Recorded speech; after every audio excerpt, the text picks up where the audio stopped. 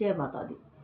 दुर्गा सप्तशती का पंचम अध्याय। देवी की स्तुति, अंबिका के रूप की प्रशंसा। ऋषि बोले, प्राचीन समय में शुंभ निशुंभ दोनों असुरों ने बल के मद में भरकर इंद्र त्रिलोकी का राज्य और यज्ञों के भाग छीन लिए। उन्हीं दोनों ने सूर्य, चंद्रमा, कुबेर और वरुण का अधिकार पा लिया। वायु एवं अग्नि का काम भी वे ही करने लगे। देवताओं को तो अपमानित, पराजित एवं राज्य भ्रष्ट करके स्वर्ग से निकाल दिया। जिनके अधिकार उन दोनों असुरों ने छीन लिए थे, वे सभी पराजित देवता अपराजिता देवी का स्मरण करने लगे कि उस देवी ने तो हमें वर दिया हुआ है कि आपत्तिकाल में मेरा स्मरण करने पर तुम्हारे महान संकट तत्क्षण में दूर कर दूंगी। यही वरदान विचार कर पर्वतराज हिमालय के पास सभी देवता पहुंचे।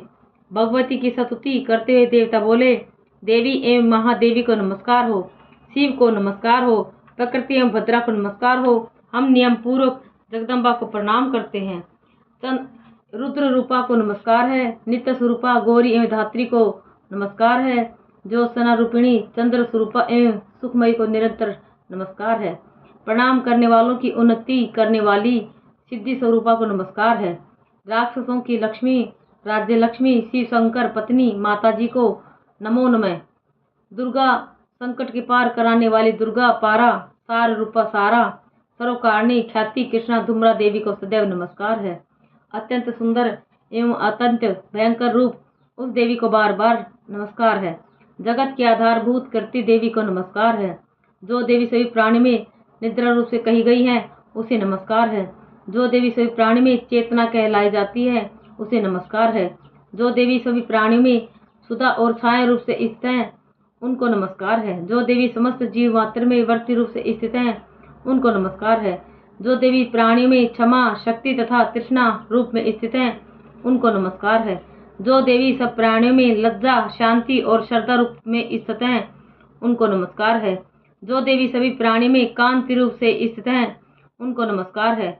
जो देवी सभी प्राणियों में भ्रांति, कांति और जो लक्ष्मी रूप में स्थित है, उनको नमस्कार है। जो देवी समस्त जीव मात्र में समर्थि रूप में स्थित है, उनको नमस्कार है। जो देवी समस्त जीव मात्र में तुष्टि रूप से स्थित है, उनको नमस्कार है। जो देवी समस्त जीव मात्र में माता रूप से स्थित है, उनको नमस्कार है।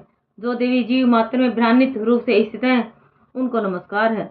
जो देवी समस्त इंद्रियों तथा संपूर्ण जीव मात्र की अधिष्ठात्री हैं और समस्त जीव मात्र में निरंतर व्याप्त रहती हैं, उनको बार बार नमस्कार है। जो देवी इस सारे संसार में व्यापक होकर चैतन्य रूप में स्थित हैं, उनको बार बार नमस्कार है।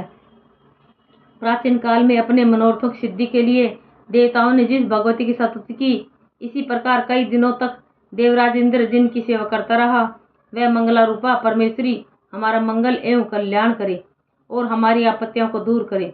दुष्ट राक्षसों से संतापित हम संपूर्ण देवता जिस भगवती स्त्री को नमस्कार कर रहे हैं और भक्ति पूर्वक नम्रता के स्वरूप मनुष्यों द्वारा स्मरण किए जाने पर उनकी विपत्तियों का नाश कर देती हैं, वह हमारी भी सभी विपत्तियों को दूर करने की कृपा करे।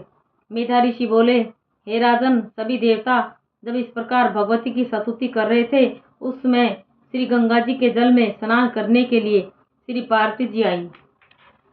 उस समय पार्वती जी ने देवताओं से पूछा कि तुम लोग किसकी स्तुति कर रहे हो? तब उनकी शरीर के कोष से प्रकट होकर शिवा बोली, ये देवता तो शुंभ दैत्य के सताए हुए एवं संग्राम में निशुंभ से पराजित हुए हैं, मेरी स्तुति कर रहे हैं। श्री पार्वती जी के शरीर कोष से श्री अंबिका जी इसी कारण सारे संसार में कौशिक के नाम से प्रसिद्ध हैं। इस प्रकार जब कौशिकी प्रकट हुई, श्री पार्वती जी रूप में काली हो गई, अतः हिमालय में रहने वाली काली का नाम विख्यात हुआ। इसके अनंतर शुभ निशुंभ के सेवक चंड तथा मुंड ने वहां आकर उस अंबिका देवी को देखा, जो उस समय परम सुंदर रूप धारण कर रही थी। उन दोनों ने शुंभ दैत्य को जाकर कहा कि हिमालय को अपनी कांति से प्रकाशित करती हुई परम सुंदर स्त्री वहां बैठी है।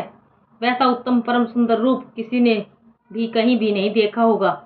हे असुरराज, वह देवी कौन होगी?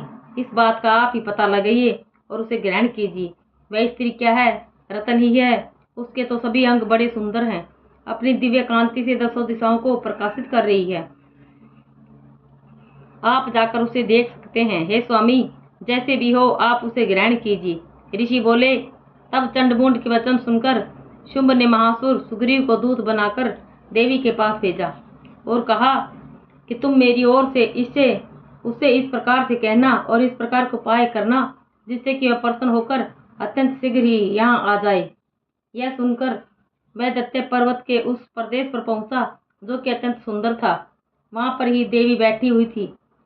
वहां जाकर उसने देवी से मधुर वाणी द्वारा कोमल वचन कहे। दूत बोला, हे देवी, दैत्यों का स्वामी शुंभ तीनों लोकों का अधिपति है। मैं उसका दूत हूँ, मुझे उसने आपके पास भेजा है। उसने सभी देवता प्राप्त कर दिए हैं। अब आपके लिए जो संदेश है वह मुझसे सुनिए। उसने कहा है, सारी त्रिलोकी मेरी हो चुकी है, सभी देवता मेरे अधीन हैं, सभी यज्ञ भाग पृथक पृथक करके मैं ही पा रहा हूँ। त्रिलोकी भर के उत्तम सभी रत्न मेरे अधीन हो चुके हैं। इंद्र के श्रेष्ठ वाहन ऐरावत हाथी को मैंने छीन लिया है। देवताओं ने क्षीर समुद्र से उत्पन्न उच्च श्रवा नामक अश्वरत्न प्रणाम करके मुझे भेंट कर दिया है तथा और भी जितने देव गंधर्व एवं नागों की पास रत्न रूप वस्तु थी वे सब की सब हे सुंदरी मेरी हो चुकी हैं। हे देवी, अब हम तुमको स्त्रियों में रत्न मान रहे हैं, इस कारण अब आपको भी हमारे पास आ जाना चाहिए, क्योंकि हम तो रत्नों के भोक्ता हैं। अब तुम्हारी इच्छा है कि मुझे अथवा मेरे पराक्रमी भाई निशुंभ को, इन दोनों में से किसी को चुन लो, क्योंकि तुम रत्न रूप हो। मेरे साथ विवाह कर लेने से तुम्हें अतुल ऐश्वर्य प्राप्त होगा, या अपनी बुद्धि के द्वारा सोच लो, फिर मेरे साथ विवाह कर लो। ऋषि बोले, जब इस प्रकार दूत ने देवी से कहा तब संसार को धारण कराने वाली भगवती देवी जी गंभीर होकर मुस्कुरा करके बोली, हे दूत, तुमने जो कुछ कहा वह सत्य है, झूठ कुछ भी नहीं। इसमें संदेह नहीं कि शुंभ त्रिलोकी का स्वामी है और निशुंभ भी वैसा ही है, किंतु मैंने प्रतिज्ञा की हुई है, उसे किस प्रकार से मिथ्या करूं। प्रतिज्ञा इस प्रकार है कि जो मुझे युद्ध में जीत लेगा एवं मेरा अभिमान तोड़ देगा और संसार में मेरे समान होगा, वह मेरा पति हो सकता है। शुंभ आए अथवा महासुर निशुंभ आए, मुझे जीतकर मेरा शीघ्रता से पाणी ग्रहण करे। दूत बोला, हे देवी, तुम्हें अभिमान है कि जो इस प्रकार की बातें मेरे सामने कर रही हो, भला कहीं त्रिलोकी में ऐसा कौन सा पुरुष है जो इस प्रकार की बातें मेरे सामने कर रही हो। भला कहीं त्रिलोकी में ऐसा कोई पुरुष है जो शुंभ निशुंभ का सामना कर सके। सारे देवता तो दूसरे दैत्यों का सामना भी नहीं कर सकते, तू तो स्त्री है और अकेली बैठी है। युद्ध भूमि में इंद्र आदि सभी देवता जिस शुंभ आदि दैत्यों के सामने न ठहर सके, भला तू स्त्री होते हुए उनका सामना कैसे कर सकती है। इस तरह चलने से तुम्हारी प्रतिष्ठा होगी, अन्यथा जब वे तुम्हारे केस पकड़कर घसीटते ले जाएंगे तो तुम्हारा गौरव नष्ट हो जाएगा। देवी बोली, हे दूत, शुंभ बलवान और निशुंभ भी पराक्रमी है, पर मैं क्या करूं। प्रतिज्ञा करने से पहले यह बात मैंने नहीं सोची थी। अब तुम जाकर असुरराज को मेरी यह बात कह दो, इसके पश्चात वे जो उचित समझे और वो करें। जय माता दी।